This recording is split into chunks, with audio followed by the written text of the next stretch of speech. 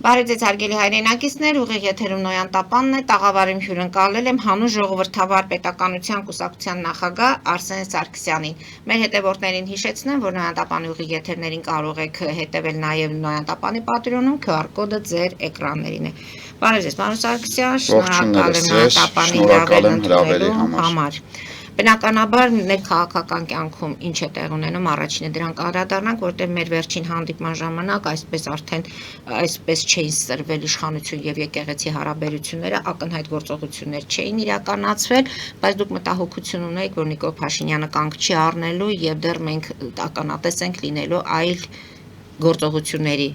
Միքայել Սրբազանը եւ Բագրատ Սրբազանը նստած են ԱԱԾ մեկուսարանի միևնույն խցում։ Դրան զուգահեռ Նիկոլ Փաշինյանը կարծես թե առաջարկում է գնալ արդեն կոնսենսուսի եւ հուլիսի 1-ից, այսինքն վաղվանից մինչեւ հուլիսի 5-ը, ըստ երևույթին Սահմանադրության օրվա հետ կապված, որոշել է, որ պարականում բառապաշարի եւ խուսիթի կիրառում չի իրականացնելու եւ անցնելու է բացառապես քաղաքակիրթ եւ հարգալից բանավեճի միայն ստուգված փաստերի վրա հիմնվելու տրամաբանությամբ։ Հուլիսի 5-ին նա կկիսի հանրության արձագանքները իր բոլոր օգտատերերի հետ։ Ինչի մասին է խոսքը, ինչու սրբազանները ի վերջո փաստորեն կալանավորվեցին 2 ամսով եւ դրա նախորդող իրադարձությունները զենքի հետ կապված ծրագիրը հեղաշրջման, որը բոլորս էլ տեսանք, կարդացինք փուլ առ փուլ։ Մի խոսքով ինչի մասին է այս ամենը, եւ հարցս ես գուցե հանրության հարցը տամ ձեզ։ Այս ամենը ինչ որ կատարվում է, հանրության մոտ կա մտավախություն, որ իրականությանը չի համապատասխանում։ Սա հերթական շոուն է, որը իրականացում է իշխանությունը ընդդիմության հետ համատեղ։ Դա դա ես չեմ ասում, դա հանրության հարցն է, արդյոք այդպես է թե ոչ։ Նախ եկեք սկսենք ամենակարևորից, ուրեմն եկեղեցին երբեք չպետք է քաղաքականացվեր, եկեղեցին քաղաքականացվեց այն ժամանակ, երբ 2022 թվականի, եթե ճիշտ եմ հիշում, 10/07/2022 թվականին երկրորդ նախագահի Քոչարյանի տված հարցազրույցում նա ասում է, պետք է գտնել այնպիսի եկեղեցական, հոգևորական սուրբ մարդ, սրբազան մարդ, որին որ ժողովուրդը կհավատա, ներողություն, դատապարտում եմ եկեղեցին ներքաշել քաղաքական կեղտոտ խաղերի մեջ, դատապարտում եմ նման կեղտոտ խաղերի մեջ ներքաշելը ու ամենակարևորագույնը այդ իր տված հարցազրույցից հետո այնպես է 2024 թվականին եկեք հիշենք ազգային ժողովի չակերտավոր ընդդիմությունը, որոնք որ զբաղված են իրենց անձնական հաշիվները իշխանության հետ պարզելու եւ մեկը մյուսի հետ, չգիտեմ, տարբեր ոչ էթիկային հարիր ազգային ժողովը այնպես է մեր Վազգեն Սարգսյանի, Կարեն Դեմիրճյանի օրոք եղել է այնպիսի վայր, որտեղ որ քննարկվել եւ լուծվել են մեր պետության եւ ազգի կարևորագույն հարցերը։ Իսկ հիմա դարձել է անկեղծ ասած խայտարակ մի միջավայր, որտեղ որ բոլորը խոսում են ոչ բարեկիրթ եւ էթիկական այն բառապաշարով, որոնք որ դատապարտելի եմ համարում։ Ժողովրդի եւ պետության եւ արտաքի մարտահրավերները թողած, տվյալ պարագայում Ադրբեջանի խամաճիկը բռնապետ Ալիևյան կլանը փորձում է արևմտյան Ադրբեջան տերմինը միջազգայնացնել, բայց այս մարդիկ համախմբվելու արտաքին թշնամական մարտահրավերները պայքարելու եւ ոչնչացնելու մարտահրավերները ի հայտ եկած այդ մարտահրավերների դեմ լուծումներ գտնելու որևիցե առաջարկներ եւ քննարկումներ իրականացնելու փոխարեն զբաղված են իրենց անձնական հաշիվները ազգային ժողովում պարզելու դեպքում մեկը մյուսին մեղադրում է ռուսական գործակալ լինելու, մյուսը թուրքական գործակալ լինելու մեջ։ Մյուսը գանք ամենակարևորին, երբ 2024 թվականին տեղի ունեցող Տավուշյան դեպքերի հետ կապված, ինչպես որ Արցախում 2021 թվականին այցելեցին այս ընդդիմությունը Արցախ, Լեռնային Ղարաբաղ, ահա այնտեղ բարելով նույնը իրականացվեց Տավուշում եւ փորձեցին հենց Տավուշի առաջնորդին եկեղեցականին նախ Բագրատը երբեք չպետք է քաղաքականացվեր եւ իրեն թույլ տար մտներ քաղաքական դաշտ ես ինքս ցավ եմ ապրում անձամբ փոքր երիտասարդ հասակից ճանաչել եմ Վազգեն առաջին մեծ կաթողիկոսից եթե նա կենթանի լիներ այս խայտարակությունը տեսնելով սրտի կատված կստանար ու ցավալիա որ մենք 1700-ից ավելի ամյա քրիստոնյա ազգ լինելով, պետություն լինելով հանդերձ կարող են նմանատիպ դերքեր տեղի ունենալ, չեմ անդրադառնում նաև ամենակարևորին, ուրեմն գանք ամենակարևոր փաստի հետ կապված, Շիրակի թեմի առաջնորդի հետ կապված Նիկոլ Փաշինյան, ես անդրադարձել էի մեկ ամիս առաջ, անուն ազգանունը աղոտ եմ հիշում, Շիրակի թեմի առաջնորդի հետ կապված տեղադրել էի տեսանյութը, շատ կոշտ անդրադարձել էի ձեր ԱԱՑ-ին, անդրադարձել էի նաև ձեզ, Շիրակի մարզի թեմի առաջնորդի արած հայտարարությունների հետ կապված, մեկ ամիս առաջ 1 միլիոն դիտում հավաքած անդրադարձած, ինչու այդ ժամանակ նրա կատարած հայտարարություններին քայլեր չձեռնարկեցիք, որ թողեցիք գահացնի այն պահը, տվյալ պարագայում, ես սա համարում եմ շոու և գզվարտոցին վերջ տվեք մեր 1700-ամյա քրիստոնյա եկեղեցին ձեր համար շոուներ անելու գզվարտոցներ իրականացնելու վայր չէ դատապարտում եմ այդ ամենը եւ անընդունելի եմ համարում նմանատիպ քայլերը նկատի ունեք որ ավելի շուտ ավելի վաղ կարելի է այս ամենը ձեռնարկել իսկ ինչու Նիկոլ Փաշինյանը հիմա արեց ասում է Ստամբուլ գնալ գալուց հետո է արել չէիք որ տվյալ պարագայում Գարեգին բան երեխա ունի թե ոչ քանի տարեկանա թե ոչ որտեղ է գտնվում թե ոչ ձեր ԱԱՑ-ն ձեզ ինֆորմացիա չի տրամադրել դե երեք կրթել է Նորաձևը այդ հանդիպման ժամանակ հայտարարել չէ Ներողություն եթե կրթվել է Նորաձևից ենք խոսում չեմ ուզում թեմայից դրա մասին չենք խոսում այդտեղ լրագրողը ներկայացել էր Ազատության լրագրողը որպես քաղաքացի եւ հարցեր տվել եւ նա ասել էր որ ԱԱՑ-ն այն կառույցն է որը Նիկոլ Փաշինյանին տալիս է հավաստի տեղեկություններ այնպես չի որ այդ տեղեկություններին նա չի տիրապետել նա չի տիրապետել ուզում եմ հասկանամ անկեղծ ասած ես չեմ նայում կրթվել է Նորաձևը եթե կրթվել է հարցն է այդտեղ հնչեցվել եւ Նիկոլ Փաշինյանը պատասխանել է այդ հարցին Այսինքն 7 տարի շարունակ ինքը ինֆորմացիա ԱԱԾ-ն վարչապետին ենթակա մարմին է եւ իրեն ամեն օր զեկուցում են հանրապետությունում օպերատիվ իրավիճակի մասին պատասխանը այդպեսին է եղել այնպես որ եթե այդպեսին 7 տարի շարունակ ուրեմն ինքը լինելով Հայաստանի Հանրապետության վարչապետի պաշտոնը ստանձնելով միանշանակ ինքը տեղեկացված է եղել Ինչու է ընտրել հենց այս ժամանակահատվածը պարոն Սարգսյան տեղեկացնեմ որովհետեւ ընտրություններից մնացել է շատ կարճ ժամանակ պոպուլիզմով եւ փիլիսոփայությամբ զբաղվելու փոխարեն լավ կանեք ձեր կրթվել է Նորաձև է ձեր քաղաքական ուժի ողջ թիմի ներկայացուցիչներին եւ համայնքային պատասխանատուներին ինչպես նաեւ միասնական սոցիալական ծառայության պետերին մյուսին հրավիրեք պաշտոնական գրությունը դիմումից տարբեր են ոնց հասկանում եմ տանձը խնձորից այդ մարդիկ չեն տարբերում նույնն էլ տարբեր մնացած կառույցներում կրթեք ձեր պաշտոնապես ձեր ամբողջ թիմին Ընտրություններից առաջ է այս ռազմավարությունը փաստորեն ընտրվել նույնն էլ Բագրատ Սրբազանի մասին կարելի ասել այնպես չէ որ Բագրատ Սրբազանը իր հայացքներում Բագրատ Սրբազանը երբեք ու երբեք չդիտվի այնպես որ ես պաշտպանում եմ ռազմական որևիցե չգիտեմ բռնություն պետության եւ պետականության դեմ դատապարտելի եմ համարում դա պետության կազմակերպում է եւ դա հավասարազոր է դավաճանության դա հավասարազոր է հոկտեմբերի 27-ի ու դատապարտում եմ նման քայլերը եթե ցանկանում եք որևիցե իշխանապողություն իրականացնել իշխանապողությունը կարող է միայն ես տեսնում եմ երկու ճանապարհով մեկը Նիկոլ Փաշինյանի նման ձեռքերը պարզած առանց բռնության առանց սադրանքի առանց որևիցե ռազմական հեղաշրջման կոչերի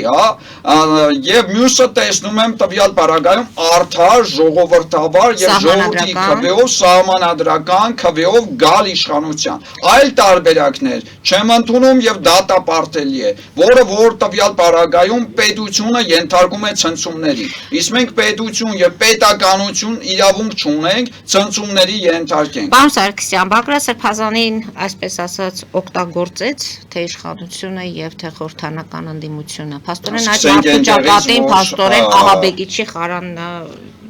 քաղաքական ազգային ժողովի ճակերտավոր ընդդիմությունը նրան ներքաշեց քաղաքական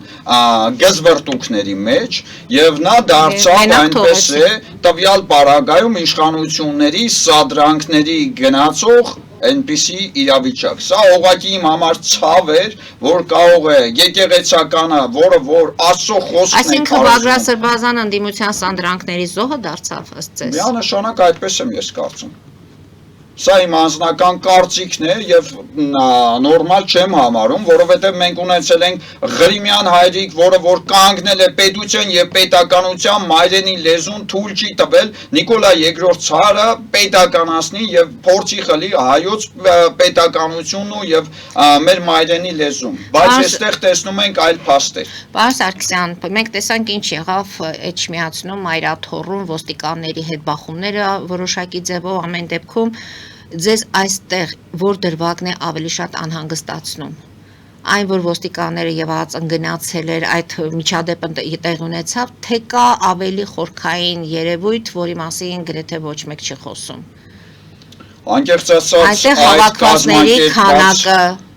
մարդիկ ինչքան էին հավաքվել ըստ ձեզ ինչպեսին պետք է լիներ այդ օրը Հայաստանի Հանրապետությունում մենք չենք կոչեր չենք անում ինչ որոշակի գործողությունների բայց արդյոք այդքան սակավատիվ պետք է լիներ Մայրաթոռի տարածքը Ուրեմն քանի որ շատ կարևոր հարց տվեցիք եկեք անդրադառնանք մի կարևոր փաստի Գիտեք ինչու եմ այդ հարցը տալիս ինձ մեկը փողոցում ասեց եթե աղանդավորներից մեկի առաջնորդին նման ձևով վարվեին գիտեք իրենք ինչեր կանեին փողոցում այսինքն ինչքան մարդ կհավաքվեր Եկեք փաստենք մի կարևորի մասին Վազգեն առաջին մեծն կաթողիկոսից հետո երբ եկավ Գարեգին բան եկավ հոկտեմբերի 27-ից հետո եկեք հիշենք մարտի 1-ի դեպքերի ժամանակ Գարեգին բան ուզում եմ ես հիշել եկեք ասենք Գարեգին երկրորդը Գարեգին երկրորդը լավ եթե տվյալ պարագայում մարդը մնաց լռությամբ չարձագանքեց որպես հայաստանյաց հայ առաքելական եկեղեցու ներկայացուցիչ կաթողիկոս եւ լռությամբ էր լուռ էր եկեք հիշենք քառօրյա պատերազմում եկեք հիշենք 44-օրյա պատերազմում լավ գանք ավելի թարմ դեպքերը երբ Վլադիմիր Պուտինը այցելեց Ադրբեջան Ալիևի հետ հանդիպման երբ Ալիևը փորձեց մեր հայաստանյաց հայ առաքելական եկեղեցու համահիմնադիրներին որին շատ կոշտ անդրադարձել եմ Սուրբ Թադեոսին եւ Բարդուղիմեոսին սեփականացնել դարձնել իրենց եկեղեցու ներկայացուցիչները ինչու Գարեգին երկրորդը լռեց եւ ոչ մի արձագանք չտվեց այդ բայց այս ամենը թույլ է տալիս որ մենք այդպես վերաբերվենք նկատի ունեմ իշխանությունները այսպես վերաբերվեն այս հարցերի լուծմանը թե պետք է լիներ լուծումների Ուրեմն տեսեք եթե Նիկոլ Փաշինյանը Գարեգին բայի հետ որևիցե խնդիր ունի թող իրար հետ գնան նստեն միասին այդ հարցը լուծեն այլ ոչ թե եկեղեցին դարձնել իրենց համար շոու եւ գզվրտոցի թատերաբեմ անընդունելի եմ համարում նմանատիպ քայլերը, քանի որ TikTok-յան եւ տարբեր սոցմեդիա հարթակում թշնամին այդ ամեն ինչը տեսնելով նաեւ թշնամին է տեսնում արտաքին։ Ու այդ ամեն ինչը դատապարտելի է։ Մուսուլմանը, որ մուսուլման է, եւ գնում է, չոքում է իր մուսուլմանական եկեղեցում աղոթք է անում, երբեք ու երբեք նմանատիպ քայլերի չի ենթարկվում։ Այդ որում ընդդիմությունը հիշեցնում է, որ Ստամբուլում Նիկոլ Փաշինյանը նաեւ մզկիթ էր գնացել եւ այնտեղ ավելի խոնար էր, քան Այս ամենը եկել է այնպես է հոկտեմբերի 27-ից հետո, երբ իշխանության էր Ռոբերտ Քոչարյանը, եկեղեցին երբ որ քաղաքականացվեց, եկեղեցին ընդհանրապես իրավունք չուներ մտներ, ոչ թե եկեղեցին ներողություն եմ խնդրում, որոշ եկեղեցականներ իրավունք չունեին եկեղեցին քաղաքականացնելու, քանի որ եկեղեցին դա բոլորի սրբությունն է, եկեղեցին բոլորիս վեհ արժեքն է, քանի որ ինքս լինելով ամբողջ հայաստանյաց հայ առաքելական եկեղեցու հետևորդները կարծում եմ իրենց համար, բոլորի համար եկեղեցին մեր Աստծո տունն է եւ դատապարտելի եմ համարում եկեղեցուն, որ կարող է այցելել նույն ոստիկանը, այնտեղ կնքել իր երեխային,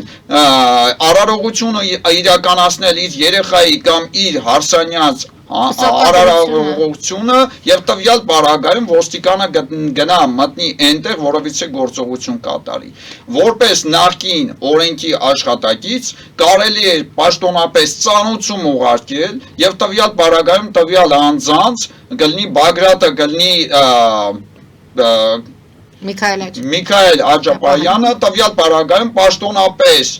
գրության ծանուցման հիման վրա կարող էին հրավիրել քննչական կոմիտե եւ այս հարցին լուծում տալ։ Այո, ես դատապարտում եմ նրանց կոչերը, թե Բագրատի, թե տվյալ պարագայում Միքայել Աջապարյանի կոչերը։ Կրկնում եմ մեկ անգամ եւս, որ ինձ համար անընդունելի է ցանկացած ռազմական հեղաշրջման կոչերը դատապարտելի եմ համարում եւ մենք դրանով մեր պետականությունը ցնցումների ենք ենթարկում եւ իրավունք չունենք նմանատիպ քայլերի գնալու։ Ամեն դեպքում լուծումը կարելի էր ամեն ինչ ավելի հանդարտ, ավելի ցիվիլիզованно եւ ինչու Նիկոլ Փաշինյանը հենց դրանից հետո որոշեց արդեն դադարեցնել իր Facebook-յան այդ։ Եկեք հիշենք տվյալ պարագայում ամենակարևոր արտաքին թշնամու ցանկությունները։ Սահմանադրությունը պետք է փոխեք, որպեսզի ես ձեզ հետ խաղաղության։ Մեր եկեղեցին վտանգ է տարածաշրջանի համար։ Այո։ Նկատի ունեք սա պատվեր է դրսից։ Ոչ թե նկատի ունեմ, տվյալ պարագայում, եթե Ադրբեջանի Խամաճիկ եւ բռնապետ Ալիևյան կլանը փորձում է ամեն ինչ պարտադրել, որ սահմանադրությունը պետք է փոխեք, որ մենք ձեզ հետ խաղաղության չակերտավոր պայմանագիր կնքենք, ներողություն, դա նորմալ չեմ համարում։ Ու ամենակարևորը, կոչով ուզում եմ դիմել բոլոր հայոց ցեղասպանության զոհերի թորներին, ծորներին, մեր քաղաքական ուժը կոչ է անում, հանձինս ես որպես ՀԺՊ կուսակցության հիմնադիր եւ նախագահ,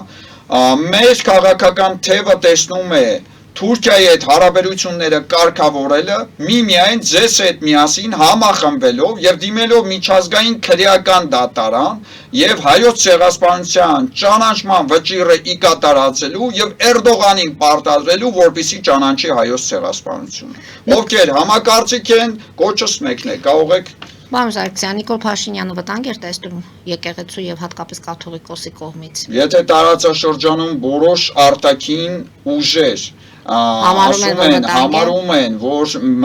հայաստանյաց հայ առաքելական քրիստոնեական եկեղեցուց վտանգ են տեսնում, տվյալ պարագայում այնպես է, դա հայտարարել է, եթե հիշողությունս չի դավաճանում, Ադրբեջանի եկեղեցու ներկայացուցիչը։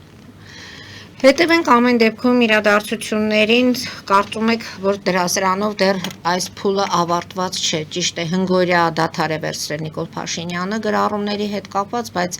պետք է սպասել, թե 6-րդ օրը։ Ու ամենակարևորը նորմալ չեմ համարում այն, որ երկրի ղեկավարը նմանատիպ բառապաշարով ստատուսներ գրի, որը որ կարդում է թե թշնամին, թե կարդում է նաև արտաքին դիվանագիտական եւ քաղաքական բոլոր այն կորպուսները, սա հարիր չէ մեր պետությունը ներկայացնող անձի կողմից նմանատիպ հայտարարություն։ Իսկ ԱԾ-ի կողմից այս գործառույթները, որ պետք է ակնհայտ արվի եւ բոլորը պետք է տեղյակ լինեն, դա ինչպես է վերաբերում, դա թափանցիկության մասին է խոսում, ժողովրդավարության մասին է խոսում, թե սա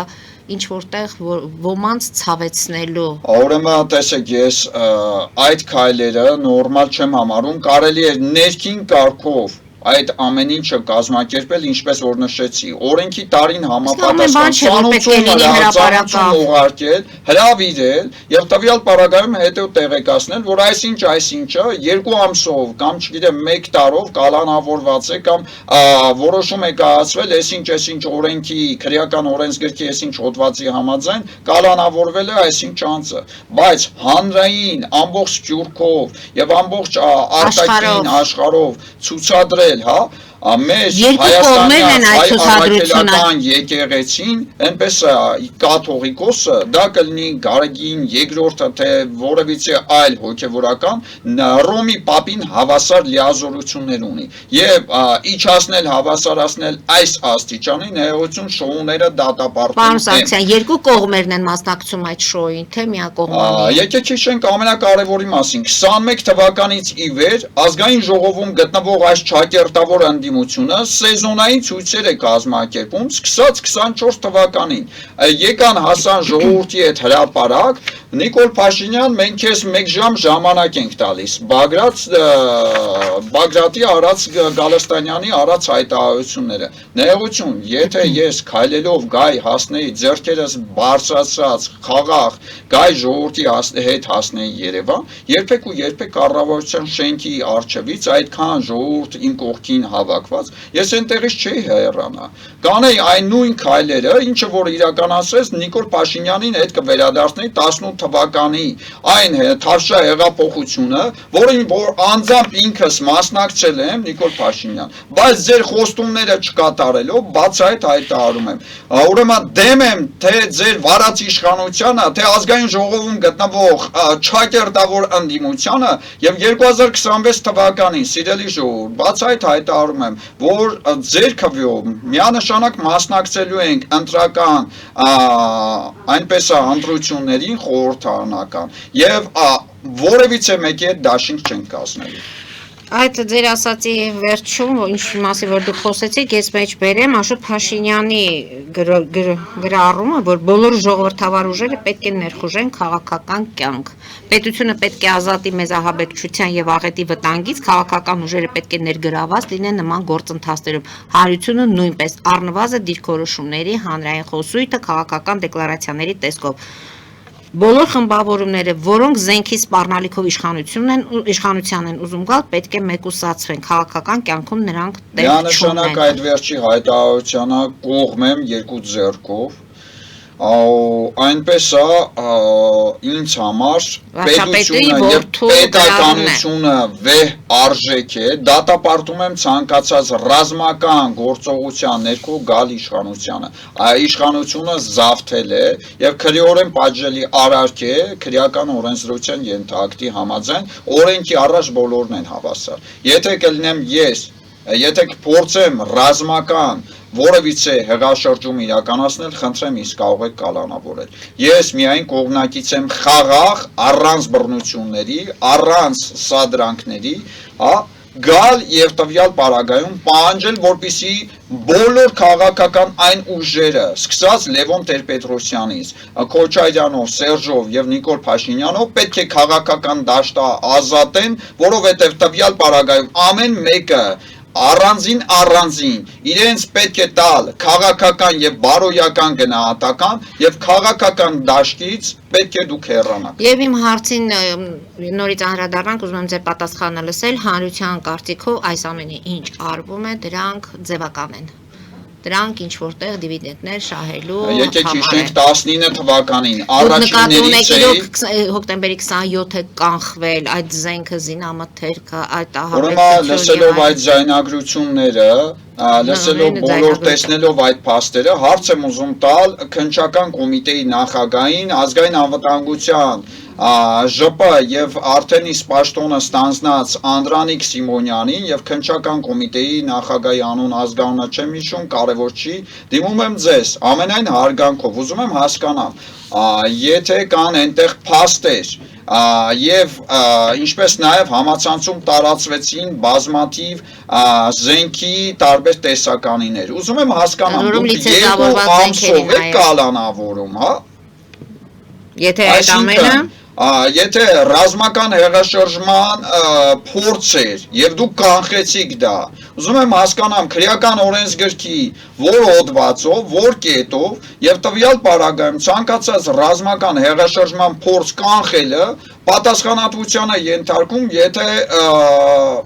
ինձ հիշողությունը չի դավաճան 10-ից մինչև 12 տարի։ Դե 2 ամսով դեռ կալանավորում են, դեռ պետք է փաստերը իմի բերվեն, ամեն դեպքում ու ամենակարևորը ուզում եմ տեղեկանալ, այդ զայնագրությունները դուք նոր եք այսպես ասած հայտնաբերել, թե վաղուց էր հայտնաբերված, ուղղակի սպասում էիք հարմար առիթի, որպեսզի այսպես ասած հանրությանը ներկայացնեիք ինչ որ բացահայտում եւ փորձեիք այնպեսա այս ամեն ինչը այնպեսա ինձ համար սա խայտառակություն էր, որովհետեւ որպես աստվածաշունչ կարդացած մարդ, որպես աստվածապաշտ մարդ, ինձ համար կա մեկ կարգախոս, ասունն է, կայսրինը, այդ իսկ պատճառով եկեղեցականը պետք է երբեք չխառնվի քաղաքական գործերին, եկեղեցականը պետք է ծառայի ասուն, եկեղեցուն եւ քրիստոնյա հայաստանյաց հայ առաքելական եկեղեցու ներկայացուցիչներին, այլ ոչ թե մտնի քաղաքական պատճառ։ Եթե չի լինում երկխոսությունը, իրար չեն հասկանում, 5 օրյա լռությունից հետո Նիկոլ Փաշինյանը նորից հանդես է գալու որոշակի հայտարարություններով, ինչ սպասել։ Իդեպ ես երեք արդեն հայտարարությամբ էի հանդես եկել, անկախ ամեն ինչից, Նիկոլ Փաշինյան, որպես ընդդիմադիր արտախորհրդարանական ուժ, կոչով դիմում եմ ձեզ, ամենայն հարգանքով, առանց թշնամանքի,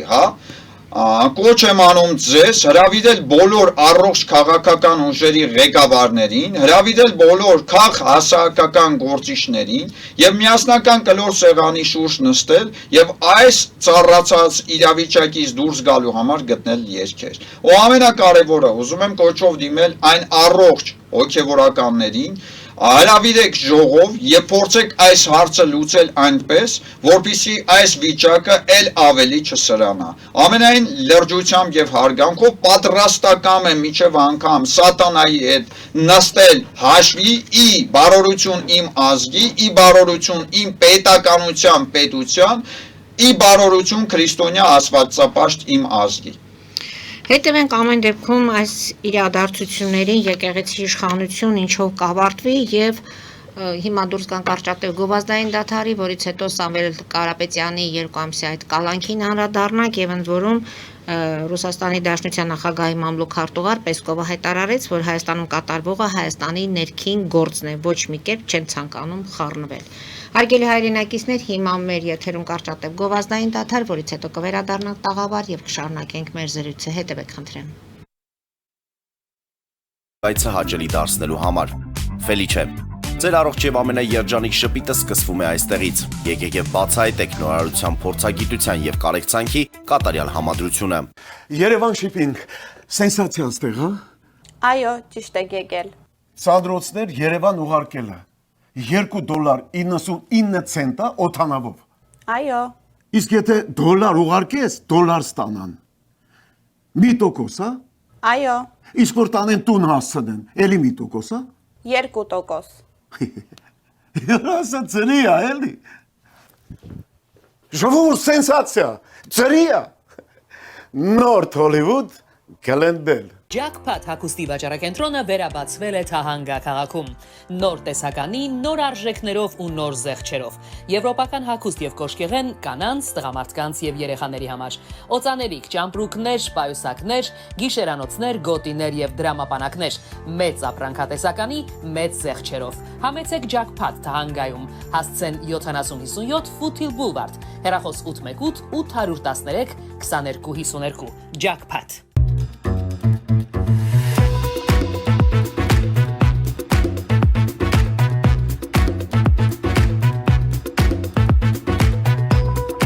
Արարատ ռեստորան, ընտանեկան եւ ընկերական ժամանցի լավագույն հասցե, սիրված արտիստներ, հյուրընկալ մթնոլորտ, հարուստ ճաշացան, անմահական խորտիկներ, Արարատ ռեստորան, հասցեն անփոփոխ, սիրով սպասում ենք ձեզ։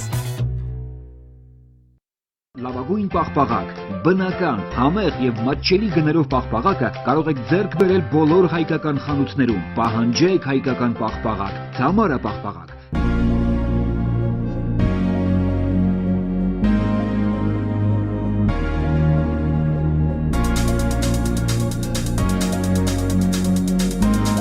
Տպագրեք ձեր գիրքը Նոյան տապան տպագրատանը, ինչպես նաև թերթեր, ամսագրեր, բուկլետներ եւ այլն։ Հասցեն քաղաք Երևան, Իսահակյան 28 առաջին հարկ։ Հեռախոս Հայաստանից +374 55 50 90 52, ԱՄՆ-ից 818 967 567։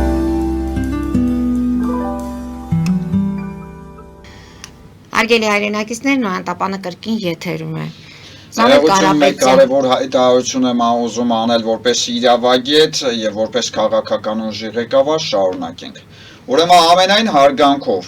Նիկոլ Փաշինյանի սատարողներին եմ կոչով ուզում դիմել, 3 ծանոթներիցս մեկը, Facebook-յան ընկերներիցս մեկը ուղարկել է սկրին, որտեղ որ տվյալ պարագայում fake edge-ով ամենալկտի հայտարարություններն էին արել որպես քաղաքական ուժի ղեկավար իմ հասցեին։ Եվ ետնանկարը Նիկոլ Փաշինյան ձեր եւ ձեր տիկնոջ նկարն է։ Անձամբ ձեզ ճանաչելով 2000-ական թվականներից ի վեր եւ ձեր ընտանիքին, ձեր երեխաներին կոչով դիմում եմ ձեզ սատարողներին։ Կոչս մեկն է, ինչպես որ դուք եք նշում, բացահայտ հայտարարում եմ ցանկացած սպառնալիք իմ անձի նկատմամբ, ցանկացած վիրավորանք եւ հայոյանք իմ անձի նկատմամբ, որպես իրավագետ դիմելու եմ թե դատարան, թե նաեւ ազգային անվտանգությանը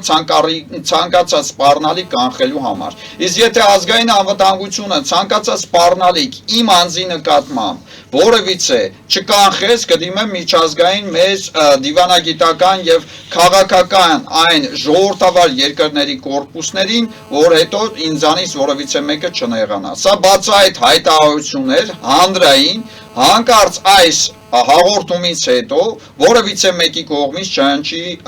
ֆեյքերի կողմից հարձակում իմ անձի նկատմամբ։ Դե կտեսնենք շարունակությունը ինչպես կլինի ամեն դեպքում հիմա լսենք ձեր կարծիքը։ Սամվել Կարապետյանը 2 ամսով կալանավորված է, հեծի պետականացման գործընթացն է սկսվում։ Տաշիր Պիցաների կեսը շարունակում է մնալ փակ։ Այս պահին, երբ մենք անում ենք հաղորդումը, այս պահի դրությամբ էլ հեծի գլխավոր տնօրենի ասուլիսն է ընթանում։ Ինչ է կատարվում։ Ռուսաստանի Դաշնությունն էլ հայտարարեց, որ իրենք չեն խառնվելու մեր գործերում։ Դա ուզում եմ տարական համարենք, որ ես ոչ իրավագետ եմ, համարենք, որ ես ոչ մի պետական կառույցում չեմ աշխատել երբևիցե, եւ տվյալ պարագայում եկեք տրամաբանորեն մոտենանք որպես քաղաքացի։ Մի մարդ, որ ոչ Հայաստանի Հանրապետությունում, այլ Ռուսաստանի Դաշնությունում ունի մեծ գործարաններ եւ միլիարդատեր է եւ տվյալ պարագայում գտնվելով ունի կապեր որը տարբեր պետությունների հետ կամ տվյալ անձը պետք է այնպես սերտ կապի մեջ լինի Ռուսաստանի Դաշնության նախագահի հետ կամ համապատասխան հատուկ ծառայությունների հետ, որևիցե նմանատիպ առավել եւս դիկտատոր պետությունում Ռուսաստանի Դաշնությունում չէր կարող որևիցե մեկը այնտեղ ունենալ մեծ բիզնեսներ եւ որևիցե կապ չունենալ այդ երկրի ղեկավարի հետ, հա ռուսական կրեմլյան ցանկացած փորձ վերցնել Հայաստանի իշխանությունը կլինի դա չգիտեմ թուրքական որևիցե քաղաքական ուժ որը որ կգաք ցանկանա վերցնել Հայաստանի իշխանությունը կամ կրեմլյան որևիցե 5-րդ Շարասյան ուժ դատապարտում եմ եւ նորմալ չեմ վերաբերվում այդ ամենին հայը պետք է հայ մնա ու լինի հայամետ պետականամետ այլ ոչ թե լինի որևիցե մեկի այսպես ասած թելադրանքով Ես չեմ բացառում նաև, որ նրա նկատմամբ այնպես է, այո, անմեղության կանխավարկածը նաև ուզում եմ պահպանել, չեմ բացառում նաև Ռուսաստանի Դաշնության համապատասխան կառույցների կողմից ճնշում է եղել իր նկատմամբ միգուցե որ գնա այնտեղ այսպես քայլեր իրականացրած չեմ բացառում սա ուղղակի այնպես է ենթադրություններ են որոնք որ դեռ չկա որևիցե փաստ չկա ապացույց չեն կարող տվյալ պարագայում տալ որևիցե քաղաքական թել կամ որևիցե երանգ այդ իսկ պատճառով սպասենք հետագա քայլերին եւ ընթացներին հստակ պարզ կլինեն։ Իսկ ինչ որ վերաբերում է հեծի հետ կապված, կարդացի նաեւ ազգայնացնելուց բացի, որ բաժնետոմսերը վաճառվելու են։ Ներողություն, եթե ալոյից պետքա վեկալենք տանք բլոյին, այլ ազգայնացնելը ես տեսնում եմ մեր քաղաքական ուժը իր ծրագրում ունի այնպեսա այն ինչը պետությանն է, սկսած հանքավայրերից, հա, սկսած տվյալ պարագայում պետության կարևորագույն ստրատեգիական գույքից մտնել եվրոպական տնտեսական դատարան եւ պետությանը վերադարձնել պետության կարևորագույն ստրատեգիական գույքը, որը որ երկրորդ նախագահի օրոք, հա, ճակերտավոր նախագահի օրոք, պետության կարևորագույն գույքը տրվել է օտար պետությանը, բայց երբեք ու երբեք այդ կարևորագույն ստրատեգիական գույքը անընդունելի եմ համարում, նորմալ չեմ համարում պետականացնելուց, ազգայնացնելուց հետո բաժնետոմսերը վաճառել որևիցե մեկին։ Այսինքն 10-ը բաժանած 2-ի կամ 10-ից հանած 5, հավասարազորը նույն 5-ի, սակայն ինչ տարբերություն, ալոյից վերցնես 10 Սա ինչի մասին է խոսում, որ կոնկրետ սա էլ ազգայնացնելու միանշանակ։ Այսինքն բոլոր այս իրադարձությունները ինչ որ տեղի են ունենում, ավելի շատ Եթե դուք ախնավորված ուզում են եք դիվիդենդներ եւ աճոկներ հավաքեք, որպեսզի 26 թվականին ընտրվեք, ես ամենայն լրջությամբ եմ ասում, այս պայծրությամբ տարբեր մարզերից, հա, քաղաքացիները զանգարում են, ժողովուրդը զանգարում են, պարոն Սարգսյան, ցանկանում ենք ձեզ հետ հանդիպումներ։ Այնպես որ ես ձեզ ամենայն լրջությամբ խոստանում եմ, ոչ Սորոսից ենք ֆինանսավորում, ոչ Պողոսից, ոչ Պետրոսից, բայց քայլելով կգնամ կհասնեմ տարբեր մարզեր, կշփվեմ ժողովրդի հետ, ժողովրդի խնդիրները կլսեմ ու պահանջատեր կլինեմ, հա, պահանջելով, որպեսզի ձեր համապատասխան կառույցները այդ խնդիրներին լուծումներ տան, լուծումներ չտալու դեպքում, ինչպես որ մինչև առ այսօր լուրջ սպասում էի, այնպես է 76 մնացած, հա, 100-ից որ մնացել են 76 Արցախից բռնի տեղանված հայրենակիցներ, 23 թվականի սեպտեմբերի 19-ից Նիկոլ Փաշինյան, ձեր փոխվարչապետ Տիգրան Խաչատրյանի աշխատակազմի Արման Ադիլխանյանը խոստացավ այդ հարցը լուծել իր սենյակում, բայց մինչև առ այսօր չի լուծել։ Այսպես եք ծառայում պետությանը եւ ժողովրդին։ Նկատի ունեք, որ այս ամենը անձնավոր։ Ուրեմն ուզում եմ բացահայտ հայտարարել Նիկոլ Փաշինյան, մոտ օրերս ՄԱԿ-ի փախստականների ներկայացուցչին պաշտոնապես գանգատ եմ ներկայացնելու, ինչպես որ Չեխիայի, հա, սոցիալ եւ աշխատանքի նախարարը հրավիրել էր դեսպանատուն եւ քննարկեցինք այդ քաղաքացիների խնդիրների հետ կապված, նույնը բացահայտ հայտարարում եմ, կդիմեմ միջազգային կառույցների։ Այնպես չանեք, որ կարմիր գծերը հատեք։ Հիմա իշխանությունը կարմիր գծերը հատում է, այս ամենի մեջ բոլոր գործողությունների մեջ անհատներին է թիրախավորում։ Տեսեք, տրանսպորտի այն եկեղեցու հետ կապված թիրախավորում է կոնկրետ կաթողիկոսի։ Ուրեմն ժողովրդին դարձնել տուգանքի մատերիալ, սա թիրախավորում է թե ոչ։ Նկատի ունեք այս վերջին որոշումը, որ արդեն Վերջին որոշումը, որտեղ պարագայում դեռ որոշում չկա, պետք է մտնի ազգային ժողովում, տրանսպորտի, հա, նախ առաջին հերթին ձեր թելսելի ծառայությունը, որը որ միջնորդ ծառայություն է, տվյալ պարագայում կարգավորեք, հա, հեռախոսով մոտեցնում ես ավտոբուսի համապատասխան QR սարքին, դրսնում եւ անընդունել չի ընդունում, չի սպասարկում եւ դրա մեղավորը դուք եք եւ ձեր բերած ծառայությունը եւ ձեր բերած սարքերն են։ Նախ առաջին հերթին ձեր խնդիրները կարգավորեք, նոր ժողովրդին դարձրեք կարգավորում են, տային տարբերակը հանում են, տեսան հասկացան, որ դա ավելորդ տեղը եթե հեռախոսով մոտեցնում եմ կարմիր նշան է ցույց տալիս, չի հաստատում, կանաչ լույսը չի վառում, դա խոսում է մեկ փաստի մասին։ Ձեզ կտուգանեն։ Ներողություն, իսկ կդուգանեն, կդիմեմ Նյու Յորք ՄԱԿ-ի գլխավոր նախագահ 79-րդ նախագահին, այդ ժամանակ գանգատ ներկայացնելու խոստանում եմ ամեն բոլոր ձեր ոչ պատշաճ աշխատանքի համար, ձեր համապատասխան կառույցների ոչ պատշաճ աշխատանքի համար, արդեն ոնց որ ձեզ եմ դիմել Նիկոլ Փաշինյան, ձեր անձնական էլեկտրոնային հասցեները ստուգեք Նիկոլ Փաշինյան, անձամբ ձեզ էլ ունեմ պաշտոնական գրություն խնդիրները կան եւ խնդիրները բավականին շատ են, եկեք վերադառնանք նորից մեր հարցազրույցի հիմնական թեմաներին։ Այն ինչ որ կատարվում է եկեղեցի եւ իշխանություն, պետք է սպասենք այս 5-օրյա լռությունից հետո ինչ պարզ կլինի, պետք է սպասենք տեսնենք իրավապահ մարմինները ինչ փաստեր նորից ասում են Անդրանիկ Քոչարյանն ասում էր զենքը դեռ այս ամենը չէ, որը հայտնաբերվել է, խմբերը, որի մասին խոսում են դեռ բոլորը չեն հայտնաբերված, այնպես որ մեզ սպասում են այսպես ասած դեռ ծաղիկներ։ Այն ինչ իրականում կատարվում է Հայաստանում, դա մեր ներքին գործն է, ինչպես ասում է Պեսկովը, բայց նաեւ Փաշինյանը, վարչապետ Փաշինյանը հեռախոսազանգ է ունեցել նաև հեռախոսազրույց Ֆրանսիայի նախագահ Մակրոնի հետ։ Ֆրանսիան համերաշխ է Հայաստանի Հանրապետության կառավարության հետ հայկական ժողովրդավարությունը ապակայունացնելու փորձերի դեմ պայքարում։ Ինչի մասին է սա խոսում։ Պետք էր այսպիսի մոտեցում, պետք էր այսպիսի հայտարարություն։ Արդյոք այս հայտարարությունը ոմանց մեր սահմաններից դուրս չի դարձնելու որոշակի հիստերիայի պատճառ։ Դրան զուգահեռ նա Եվրոպական հանձնաժողովի փոխնախագահ եւ արտաքին գործերի համատության քաղաքականության հարցերով բարձր ներկայացուցիչ Կայա Կալասին է Հայաստանում։ Այս երկու իրադարձությունները Եթե հիշենք նախ հետ գնանք, հիշենք այս վերջիկա Լավրովի այցի հետ կապված շատ կոշտ անդրադարձել էի, բայց հիշենք փաստը։ Արարատ Միրզոյանը ԵՄ-ին անդամակցելու հետ կապված ինչ ասես նա։ Ուզում եմ հասկանամ ժողովրդին պաթոքսով կամ փիլիսոփայությամբ ինչ է կերակրում։ Կարծում եմ, եթե փիլիսոփայությունը լավ ուսումնասիրեն եւ իրենց գործունեության մեջ ճիշտ ծավալեն, այսքան խնդիրներ չի լինի։ Պարոն Սարգսյան, այնպես որ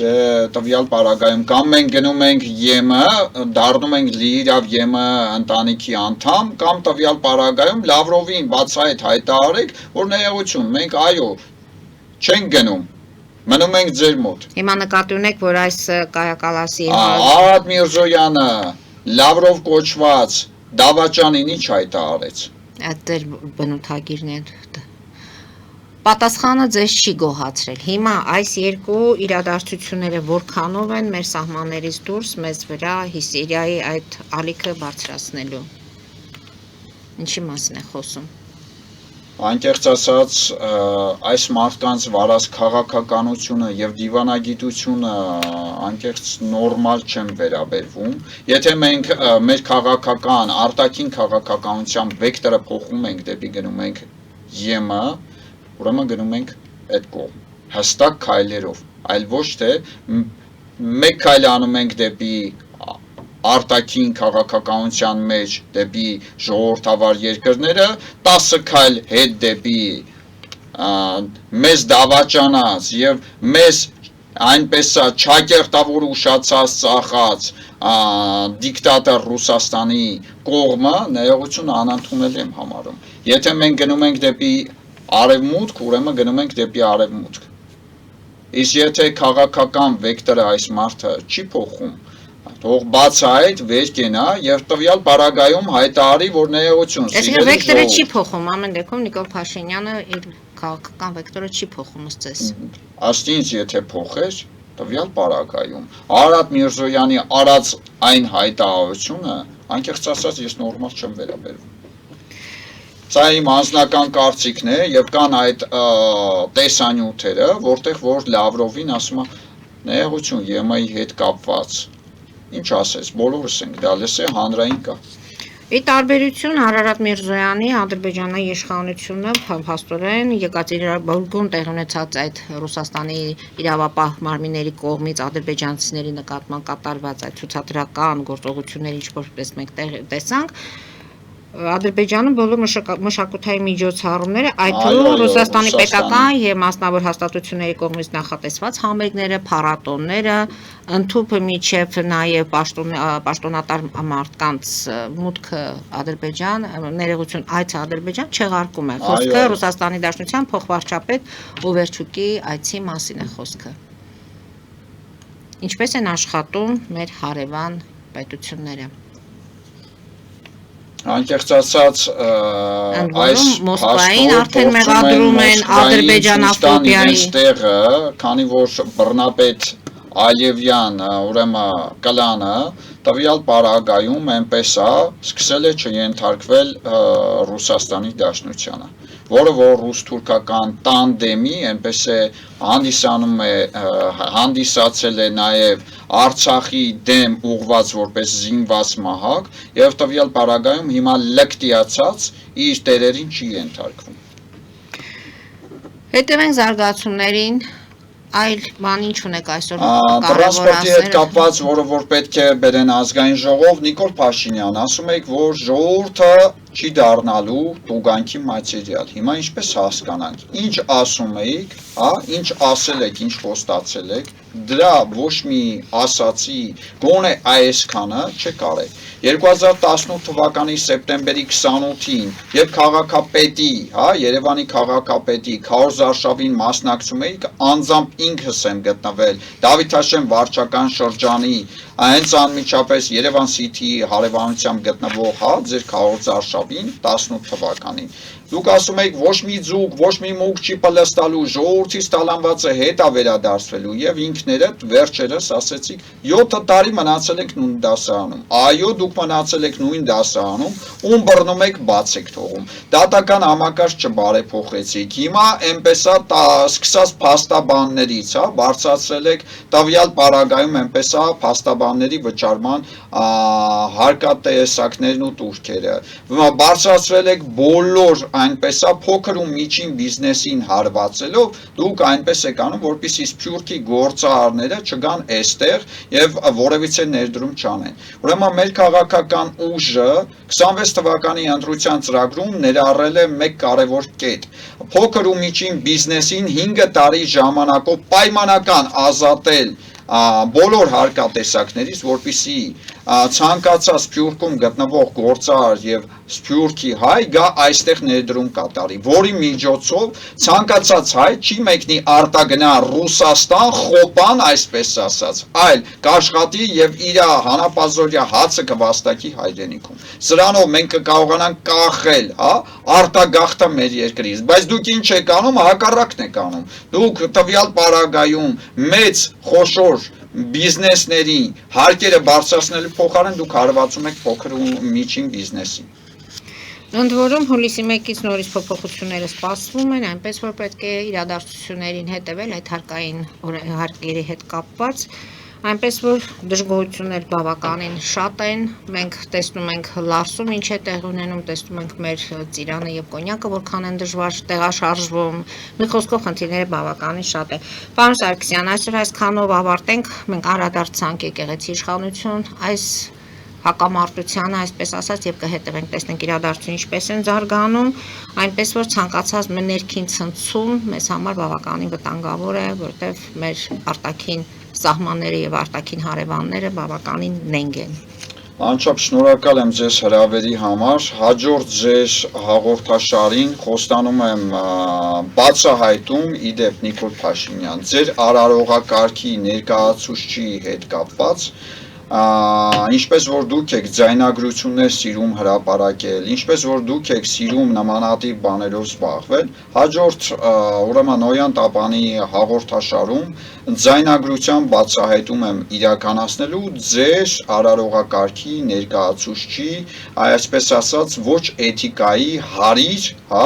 հեռախոսային հայտարարություններին եւ առած բառապաշարին, որ 24 թվականից պետք է հանդիպեի ձեզ հետ հայ-թուրքական հարաբերությունների կարգավորման հետ կապված լսելու ձեզ, որպես նորաստեղծ քաղաքական ուժի ղեկավար, բայց ցավոք սրտի այդպես էլ չկայացավ եւ ցանկություն էլ չունեմ, բայց այս երկրի ծառացած վիճակում պատրաստակամ եմ, այն որ ասում եմ մոռանալու բոլոր այն ամենը, ինչը որ տվյալ պարագայում ձեր նախարարներից, ձեր բոլոր կառույցի աշխատակիցներից, ստացել եմ, բայց հատիկ առ հատիկ, ինչպես դուք եք սիրում ասել, բոլոր ձայնագրությունները